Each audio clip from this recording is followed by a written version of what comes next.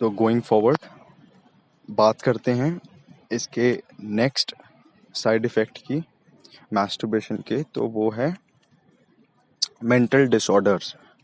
तो अब जैसे मैंने ये वर्ड बोला मेंटल डिसऑर्डर, तो बहुत लोग आप समझ रहे होंगे कि मैं क्या फालतू की बात कर रहा हूँ कि मैस्टरबेशन से मेंटल डिसऑर्डर हो जाते हैं।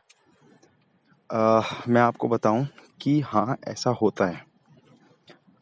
अब आप मेंटल डिसऑर्डर को आप क्या समझते हो कि जब कोई पागलों जैसा बिहेव करने लगे, बिल्कुल एब्नॉर्मल, बिल्कुल एब्रप्ट सा उसका बिहेवियर हो, तो वो हुआ मेंटल डिसऑर्डर।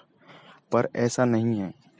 अब आप देखो, जो बंदा बहुत ज़्यादा मैस्टरबेट करता है ना, उसमें एक बहुत कॉमन सी प्रॉब्लम रहती है कि उसमें ना डिसिप्लिन नहीं होता, उसमें सेल्फ डिसिप्लिन नहीं होता, या फिर उसकी विल पावर भी इतनी स्ट्रांग नहीं होती। अब आप ये बताओ, ये सेल्फ डिसिप्लिन और विल पावर, क्या ये फिजिकल है या मेंटल है? प्योरली मेंटल है। तो अब उसका वीक हो जाना, क्या ये एक डिसऑर्डर नहीं है? अगर हमारी बॉडी वीक हो गई तो क्या वो बॉडी का एक डिसऑर्डर नहीं है? अगर मेंटल हमारी फैकल्टीज या फिर मेंटल पार्ट्स हमारी वीक हैं तो क्या वो डिसऑर्डर नहीं है? बिल्कुल है। अच्छा, अब मैं ये बताना चाहता हूँ कि एज अ सोसाइटी हमारी जो नॉर्मलसी की डेफिनेशन है ना, वही बदल गई है। आज माइंडलेसली कुछ भी एक्ट करना, कुछ भी बोलना नॉर्मल है। आप देखना, जो मैस्टरबेट करते हैं वो ज्यादातर माइंडलेसली कुछ ना कुछ करते रहते हैं, कुछ ना कुछ बोलते रहते हैं, कुछ ना कुछ करते रहते हैं। फिर 4-6 घंटे बाद या फिर रात को उनको याद आता है कि मैं पूरा दिन क्या करता रहा, क्या सोचता रहा, क्या कुछ भी करता रहा, और पूरा पूरा दिन उनका ऐसे निकल जाता है। फिर नेक्स्ट डे, फिर नेक्स्ट डे, फिर नेक्स्ट डे, ऐसी उनकी लाइफ ऐसी चल रही होती है। ठीक है, तो क्या ये एक मेंटल डिसऑर्डर नहीं है? बिल्कुल है। पर एज अ सोसाइटी आज हमने इसको नॉर्मल मान लिया है। ये ह्यूमन सोसाइटी की नॉर्मलसी की डेफिनेशन ही बिल्कुल बदल चुकी है। हम नॉर्मलसी के स्टैंडर्ड्स इतने नीचे ले आए हैं कि जो चीज़ें आज से 50 साल पहले, 100 साल पहले बिल्कुल एबनॉर्मल थी, मतलब कोई करे तो वो पागल बोला जाता था, आज वो चीज़ें बिल्कुल नॉर्मल हो गई हैं। ये ऐसे ही माइंडलेसली कुछ भी करना, कुछ भी सोचना, पूरा दिन ऐसे ही माइंडलेसली निकाल देना, या फिर कुछ भी बोलना, कोई डिसिप्लिन नहीं, कोई विल पावर नहीं, तो ये भी एक टाइप का मेंटल डिसऑर्डर ही है। तो ये देखो, और फिर धीरे धीरे धीरे धीरे करके यही कन्वर्ट हो जाते हैं। आप खुद जाके इसके बारे में रिसर्च करो, ये मैंने तो कर ली है अपनी, और आप भी करो, बहुतों से पूछो, बात करो, तो जिनको इसके इसके बारे में पता है उनसे आपको पता लगेगा कि ये बाद में कन्वर्ट हो जाता है सिजोफ्रेनिया और ये सब जो भी मेंटल डिजीज होती हैं, इन्यूमरेबल डिजीजेस हैं। तो ये फॉरगेटफुलनेस, ये सब बहुत कुछ होता है इससे। तो मूविंग ऑन, नेक्स्ट जो है वो है, इससे सेक्सुअल डिसऑर्डर्स हो जाते हैं। आप लोगों ने देखा होगा कि जब ये टेक्नोलॉजी आई तो, और हमारा लाइफस्टाइल बिल्कुल अलग हो गया।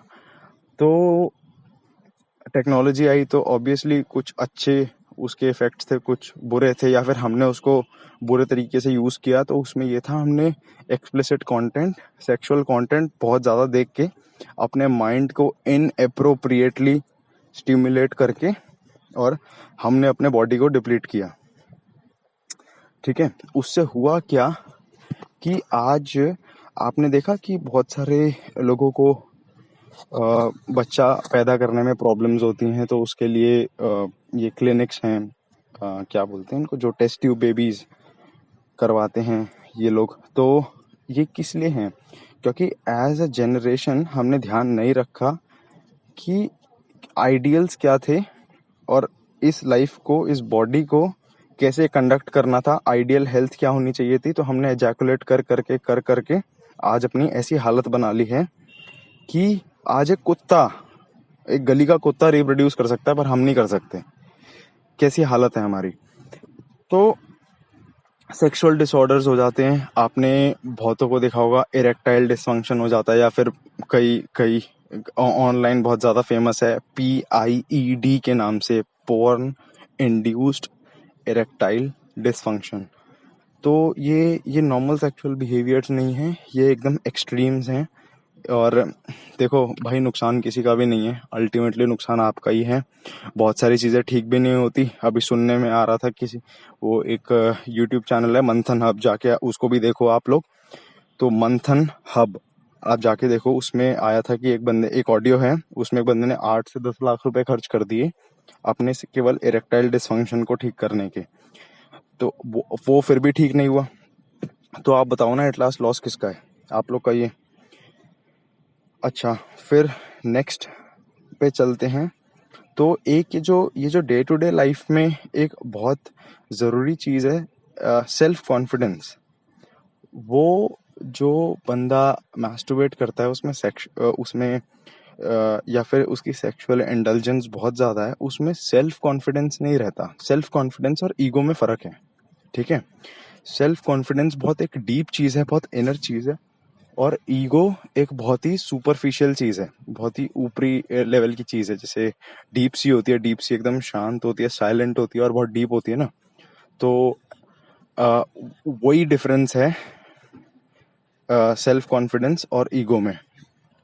तो जैसे ईगो, जैसे ऊपर लहरें हिलती रहती हैं, ऐसे ही ईगो भी है, ऊपर नीचे। तो सेल्फ कॉन्फिडेंस उस बंदे में नहीं रहता, और बहुत ज़्यादा उसमें सेल्फ डाउट रहता है। ये करूं, मुझसे होगा, मुझसे नहीं होगा, ये होगा, वैसे होगा। तो बहुत ज़्यादा सेल्फ डाउट रहता है उसमें। तो आप देखोगे, जब आप रिटेन करना शुरू करते हो, ये इतनी पोटेंट फोर्स है, जैसे मैंने पिछले वीडियो में बताया कि संस्कृत में इसको वज्र बोलते हैं। वज्र जो कि बहुत बहुत स्ट्रांग चीज़ है। तो ये आपकी बॉडी को और आपके माइंड को ऐसी स्ट्रेंथ देगी कि आप देखोगे कि आपके लिए जो जो जब आप बहुत ज़्यादा इजैकुलेट करते थे, मैस्टरबेट करते थे या फैप करते थे, तब जो चीज़ें बहुत पहाड़ जैसी लगती थी, बहुत मुश्किल लगती थी, अब बहुत इजी है। मैंने खुद देखा है इस जर्नी पे। अभी तो मैं वीडियोस बना रहा हूँ, मैंने पहले लोगों को जिनको पर्सनली इसके बारे में बताया, मोटिवेट किया, तो उन वो 4 महीने में, 6 महीने में उनका मतलब, अगर बिलो एवरेज स्टूडेंट्स थे, तो वो लोग इक्वल टू टॉपर्स, ऐसे नहीं बिल्कुल टॉप भी करने लगे वो लोग, पर इक्विवेलेंट टू टॉपर पर उनके एफर्ट से भी था वो। पर इस चीज ने बहुत सपोर्ट किया। अच्छा, सेकंड जो मैंने देखा, क्योंकि मैं फुटबॉल खेलता हूँ, तो मैंने जिन लोगों को इसके बारे में बताया, उनकी गेम में डे एंड नाइट का फर्क है, उनके स्टेमिना और the way they think about the game. तो उसमें डे एंड नाइट का फर्क है। तो ये आपके सेल्फ कॉन्फिडेंस को इतना बूस्ट कर देता है कि आप देखोगे आपके जो एक्शंस होंगे, अभी जो वो रिजल्ट नहीं ला रहे हैं वो एक्शंस, क्योंकि आप में बहुत ज्यादा डाउट है, वो ऐसे मैसिव रिजल्ट्स प्रोड्यूस करने शुरू करेंगे, बट इट टेक्स टाइम। ये कोई जादू की छड़ी नहीं है, वो शकलाका बूम बूम वाली पेंसिल नहीं है कि आपने 1-2 दिन किया, एक आध हफ्ते किया और आपको रिजल्ट मिल गए। तो अच्छा, इसका जो नेक्स्ट बहुत बड़ा साइड इफेक्ट है, जो मैंने बहुतों में देखा है और स्टडी भी किया है, वो ये है कि गिल्ट या फिर उनमें ना क्रिमिनल कॉन्शियसनेस आ जाती है, या जिसको हिंदी में अगर मैं बताऊं तो अच्छी तरह समझ आएगा, अपराध बोध। ये क्या होता है मैं आपको समझाता हूँ कि देखो, सेक्सुअल एक्ट कमिट करने के बाद या फिर इजैकुलेट करने के बाद गिल्ट आता है।